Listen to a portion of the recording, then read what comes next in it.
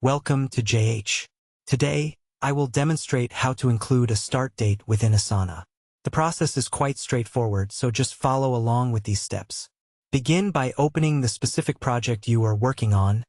For this example, I will select Project 2.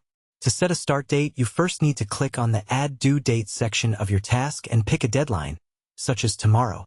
Once that is set, click the Start Date option and choose your beginning date from the calendar. Click outside the window, and you will see both the start and due dates are now visible. If you prefer to have the start date as its own column, navigate to the Add Field button on the right. Select the date category and label it Start Date. Ensure the field type is set to date, then hit Create Field. You can now drag this new column to the left so it appears before the due date. Simply select your dates in the new field, such as choosing today for the start and tomorrow for the deadline. It is that easy. Thanks for watching. If this guide helped, please like the video and subscribe for more tutorials.